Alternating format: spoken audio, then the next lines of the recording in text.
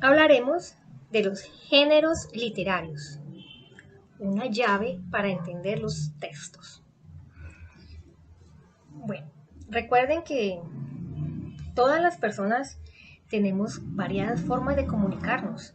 Si nosotros hablamos con los abuelos, si hablamos con nuestros padres, o si hablamos con un profesor, o si escuchamos una noticia en la televisión, o la escuchamos en la radio, o de pronto leemos un periódico, o leemos alguna noticia de Google, podemos apreciar que hay formas diferentes de comunicarnos, hay modos diferentes de expresarnos.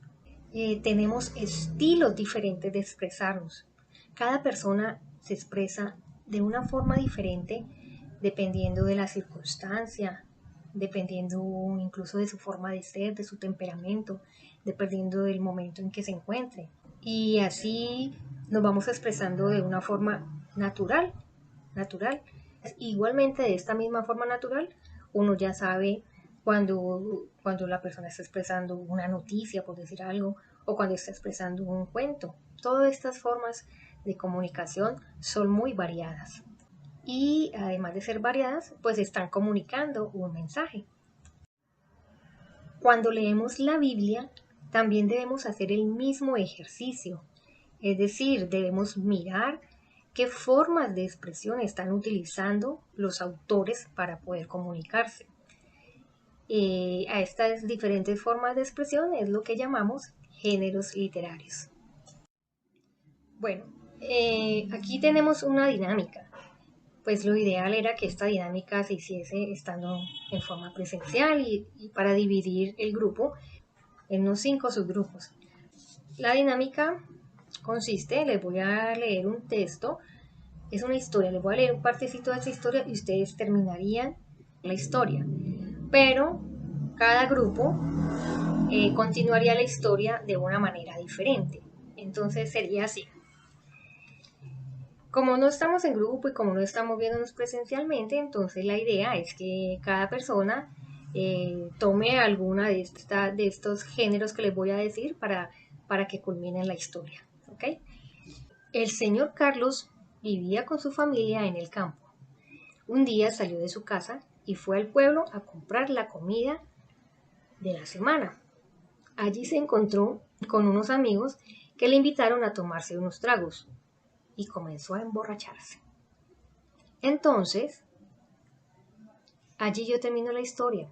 Ustedes van a continuar la historia. Algunos van a hacerla utilizando una dramatización. Los que, por ejemplo, las parejas que hay aquí pueden hacer esa parte. Nos podrían colaborar con la dramatización y ojalá que hicieran un audio y lo grabaran y lo enviaran. ¿Listo? Bueno, otras personas presentarán la historia como una noticia de televisión.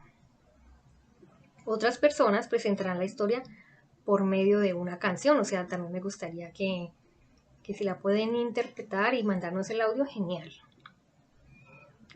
Otras personas la representarían por medio de una poesía.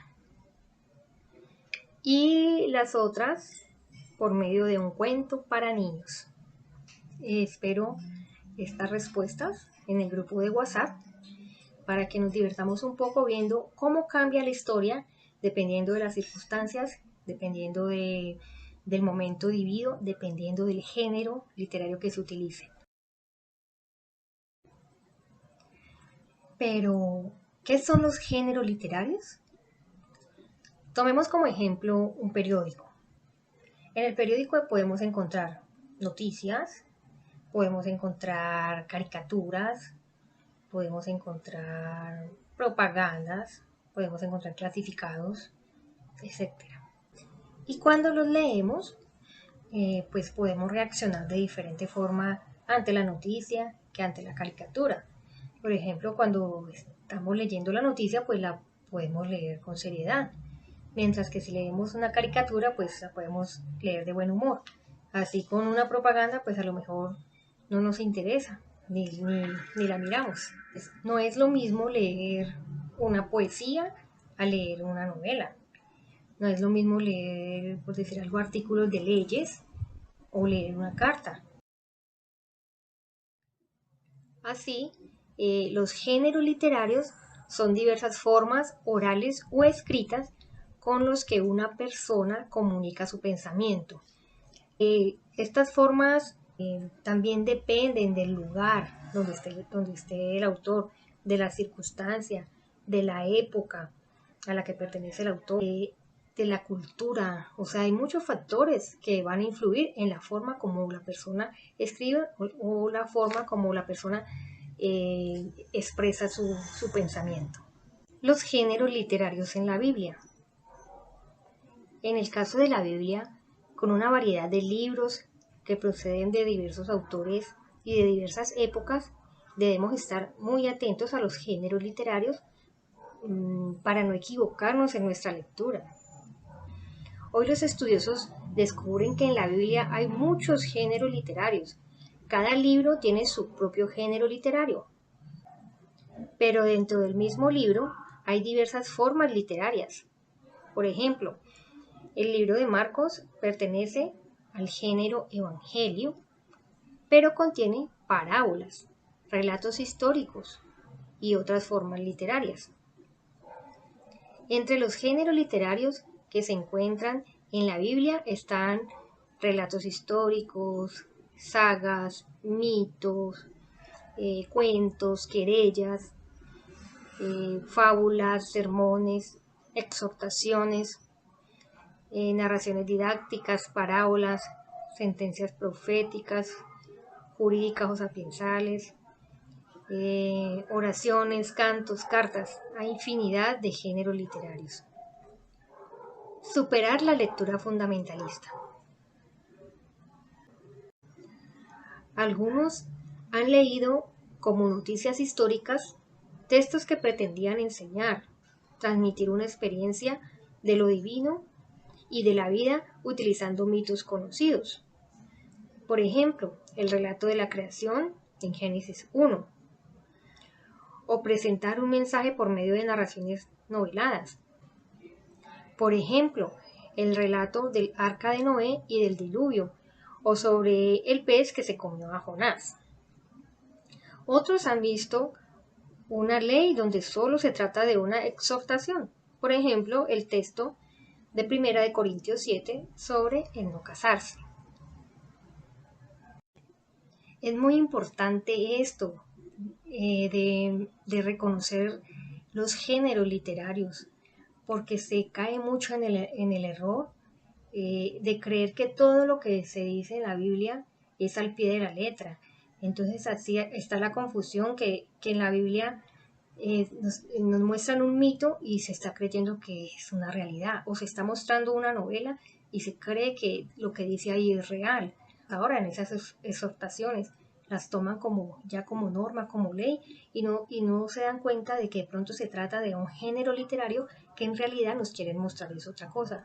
Es muy importante tener en cuenta por eso esto. Los géneros literarios son básicos para no hacer una lectura fundamentalista de la Biblia.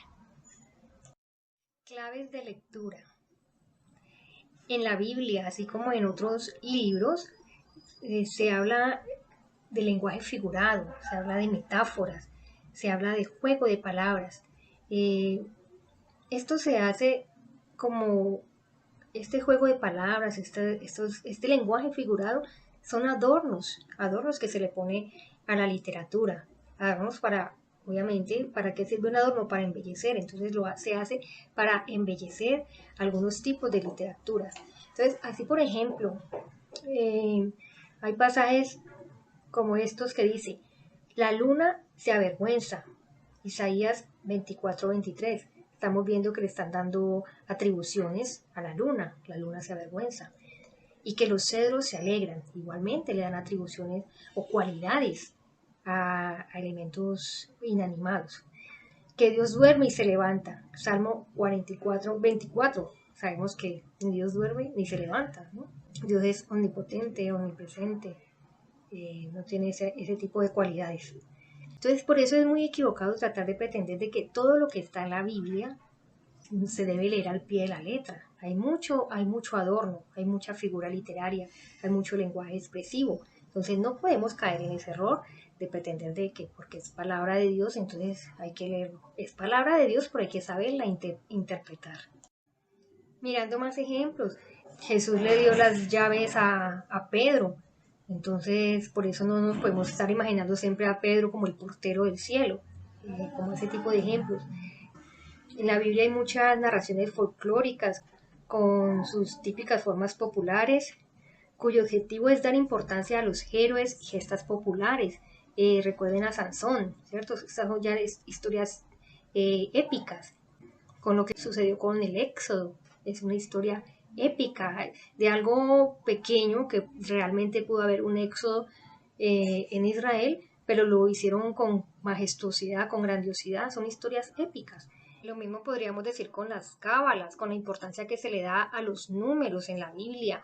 Hay números que son muy importantes, que se repiten demasiado en la Biblia y le dan mucho significado. Esto es porque la Biblia fue escrita por orientales, ellos tienen esas costumbres, tienen esas tradiciones, entonces nosotros no podríamos pegarnos a lo mismo que el pensamiento oriental, eso lo hemos explicado en unas clases anteriores.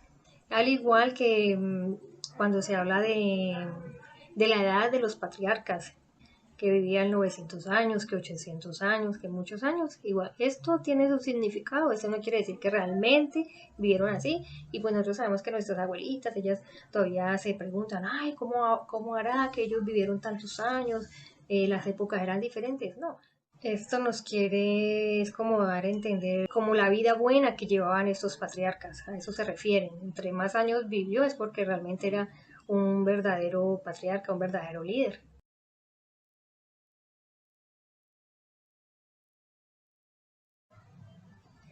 El género mítico. El mito es uno de los géneros literarios que encontramos en la Biblia. Mito viene de la palabra griega mitos, que significa leyenda, ficción o reflexión.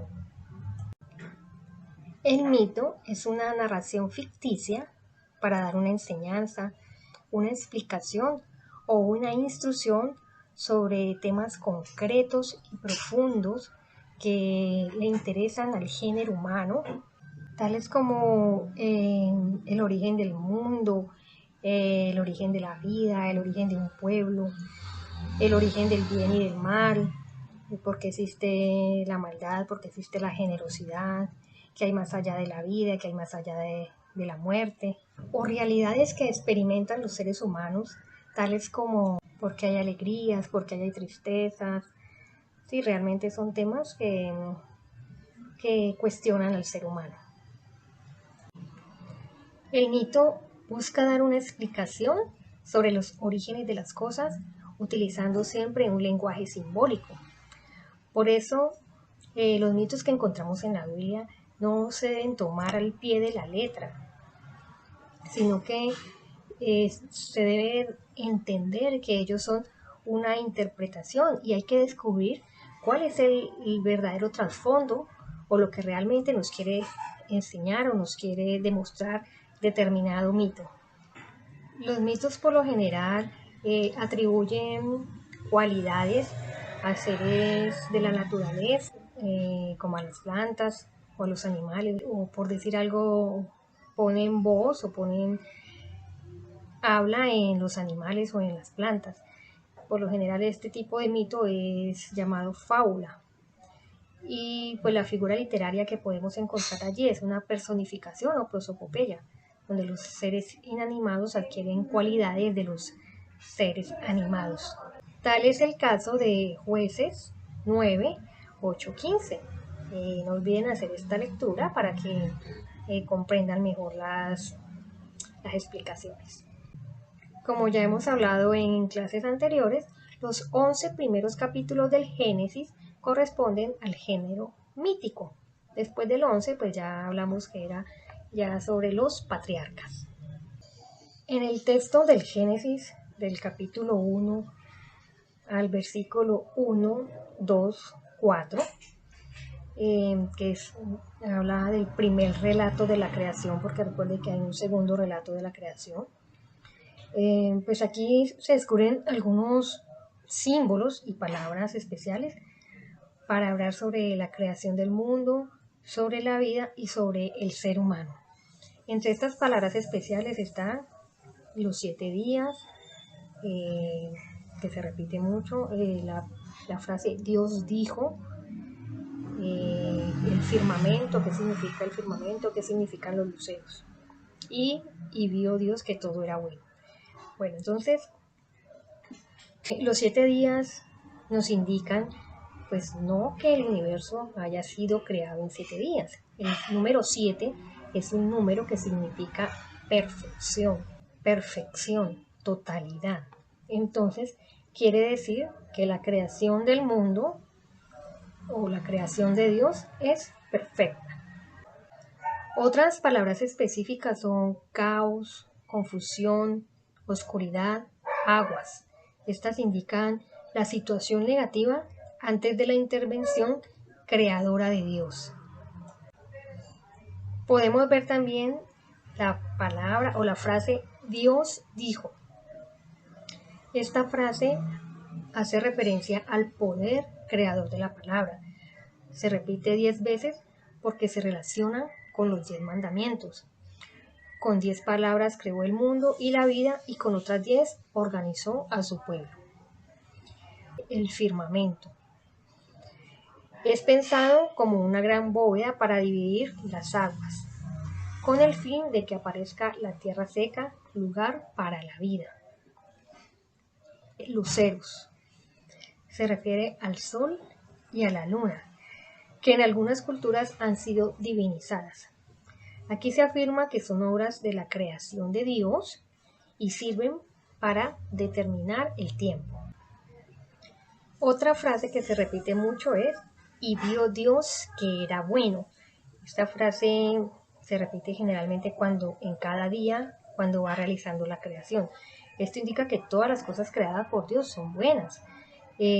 Buenas y valiosas son las cosas de la naturaleza, pero ninguna se iguala en dignidad a la persona humana. Por eso cuando se crea al hombre, dice, y dijo Dios que era muy bueno. Ya le pone el superlativo muy. Esto lo vemos en el versículo 31 del primer capítulo del Génesis. ¿Qué nos indica esto?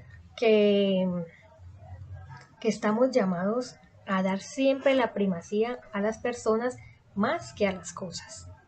La frase hagamos al ser humano a nuestra imagen y semejanza. Esto indica misión y proyección. Y obviamente como cristianos debemos tener claro cuál debe ser nuestra misión y debemos estar claros al cumplimiento de ese proyecto de Dios. El ser humano se dice que es imagen de Dios, pero no es imagen de Dios solamente porque se parezca a Dios. No, es imagen de Dios porque está llamado a ser como Él, a ser como Dios. ¿Y cómo es Dios? Pues ya sabemos que es un Dios bueno, justo, servicial, mejor dicho, con todas las características de ese proyecto de Dios que nos vino a enseñar nuestro Señor Jesucristo. Y otra frase muy importante es, el séptimo día descansó. Esta expresión es una invitación a todas las personas a imitar a Dios en ese descanso. El ser humano tiene derecho al descanso, al descanso para sí mismo, a estar con su familia, estar con su comunidad y ese descanso también es para Dios. Esto nos recuerda mucho la época del pueblo esclavo en Egipto.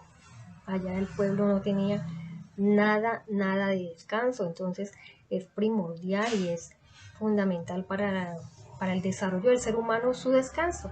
Entonces por eso esta frase es importantísimo aquí en el Génesis, el séptimo día descansó. Y lo importante es que para este descanso, que normalmente se toma el domingo, pues lo aprovechemos para estar en familia, para estar con nuestra comunidad y también para dedicarle el tiempo a Dios.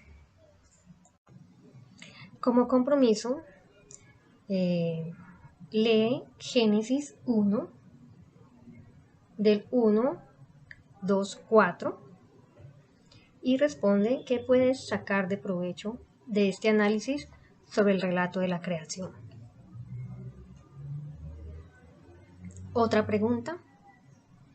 Lee Génesis 11, 1, 9, la Torre de Babel, y responde, primero, ¿qué elementos del género mítico se encuentran en este texto? Segundo, ¿cuál es el mensaje de fondo que trata de exponer el texto? Y como tercera pregunta, responde para ti qué es el género mítico. Bueno, esta es parte del compromiso. Recuerden que del otro género literario también hay otro compromiso. Juiciosos trabajando. Ánimo. Vamos a hablar ahora sobre el género literario evangelio.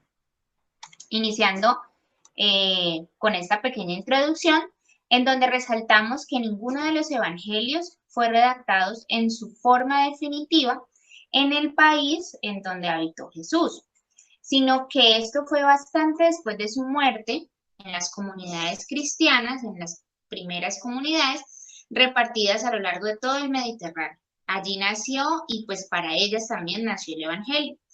La redacción de los evangelios y en general de todo el Nuevo Testamento tiene una historia, a lo largo de la cual se encuentra siempre la importancia de las comunidades como medio vital de nacimiento de los textos. Desde hace más de 100 años, los especialistas estudian la forma en que nacieron los evangelios. Han expresado varios puntos de vista muy variados y el resultado es que no se puede precisar con certeza absoluta los detalles de este origen. Sin embargo, la posición más común es que existen tres grandes etapas. La primera, que es propiamente el tiempo de Jesús. La segunda, el tiempo de los apóstoles. Y la tercera, el tiempo de los evangelistas. Y pues como dato curioso, podemos decir que en el Concilio Vaticano II, esta posición pues es respaldada. Vamos a explicar entonces la palabra evangelio como tal. En su raíz griega, evangelio significa en el Nuevo Testamento, sobre todo el anuncio oral de la buena noticia de la salvación predicada y hecha presente por Jesús, de tal manera que Jesucristo o Dios son el contenido y el autor del evangelio.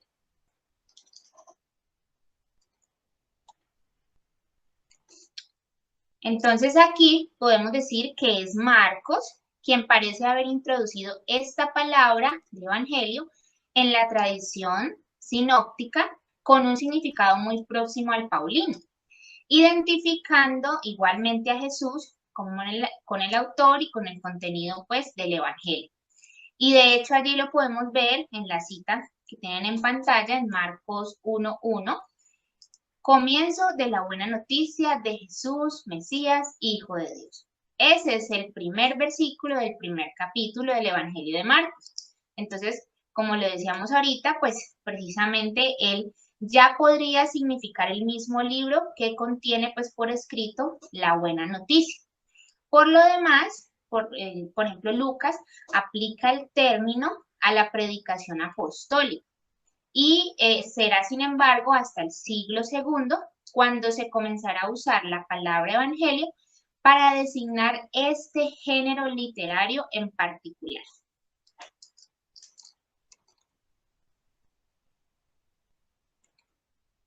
Entonces, hay que tener en cuenta que los 4 evangelios son los testimonios de fe en Jesús, de las primeras comunidades.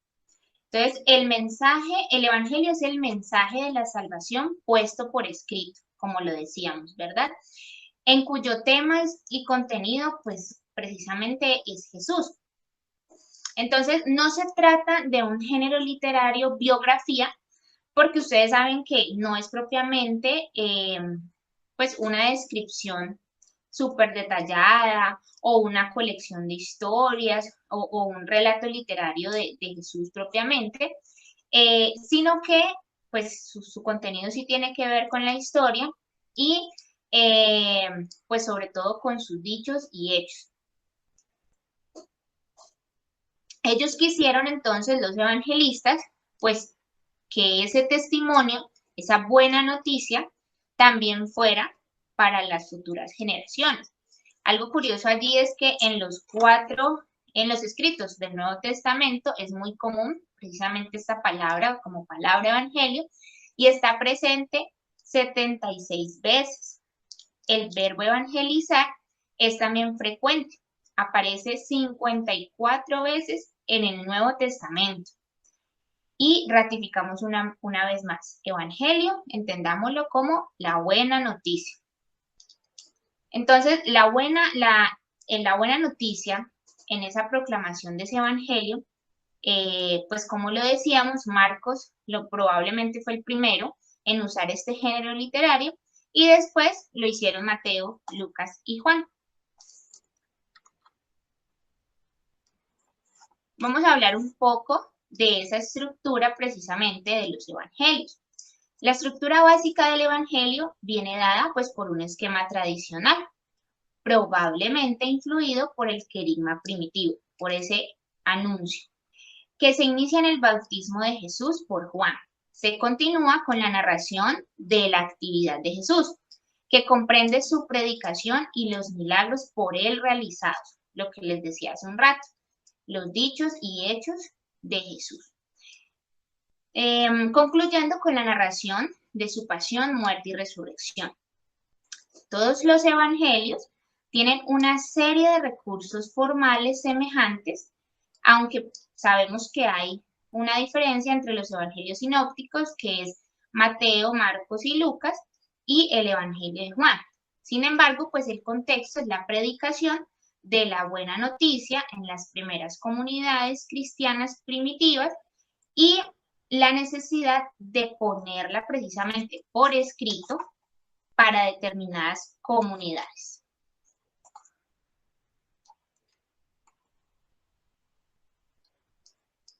Bueno, entonces aquí, pues más que de pronto determinar, por ejemplo, lo que les decía ahora sobre el género del Evangelio de Juan, que sí tiene como ciertas características particulares, pues podríamos decir que igual este evangelio también pertenece al género evangelio, valga la redundancia, y que lo hace particular es la gran diversidad del estilo, del vocabulario y al menos en parte de la organización, pues que parece tener como cierta diferencia en cuanto a los sinópticos.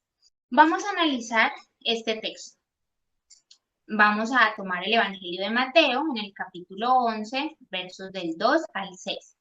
Dice así: Juan oyó hablar en la cárcel de la actividad del Mesías y le envió este mensaje por medio de sus discípulos. ¿Eres tú el que ha de venir o tenemos que esperar a otro? Jesús respondió: vayan a contar a Juan lo que ustedes ven y oyen. Los ciegos recobran la vista. Los cojos caminan, los leprosos quedan limpios, los sordos oyen, los muertos resucitan, los pobres reciben la buena noticia y feliz el que no tropieza por mi causa. Con este texto entonces podemos ver cómo Juan el Bautista, a pesar de que está encarcelado, pues él percibe por supuesto lo que acontece a su alrededor. Y en todo eso, pues les llama la atención y parece ser que son buenas noticias lo que está pasando y por eso pues envía a sus discípulos a preguntarle directamente a Jesús. Y Jesús responde precisamente con todo lo que él ha dicho y ha hecho hasta el momento. Entonces, el Evangelio, aquí podemos decir que tiene que ver precisamente con la persona de Jesús, que hace triunfar la vida. Por eso encontramos las expresiones. Los leprosos quedan limpios, los ciegos recobran la vista, los cojos caminan. Es decir, toda aquella acción que pueda darle vida y que pueda darle dignidad a aquel que está sufriendo algún tipo de opresión o que está siendo marginado. En los capítulos anteriores encontramos relatos varios sobre milagros realizados por Jesús, en los capítulos de Mateo 8 y 9. En Mateo 10 están las instrucciones de Jesús a sus discípulos para que ellos hagan lo mismo que Él hace. ¿Y qué es lo que Jesús hace? Pues predicar que el reino de Dios está cerca, o mejor dicho, ya está entre ellos, y pues que todo esto revela esas obras de sanar, y no nos quedemos solamente pues con la sanación corporal o física, sino también con procesos de conversión, con procesos de transformación en la fe, y pues todo lo que tiene que ver también con la sanación interior y espiritual. La persona de Jesús, su mensaje y su obra son parte de la buena noticia. Lo fue antes, lo fue en su época, lo fue precisamente para las primeras comunidades y por eso, como lo decíamos en diapositivas anteriores, pues la importancia de que ellas dejaran por escrito esto a través de este género literario y por supuesto lo es hoy. El acercarnos a estos relatos que nos traen las buenas noticias debería alimentar nuestro compromiso de vida. Esa es la invitación.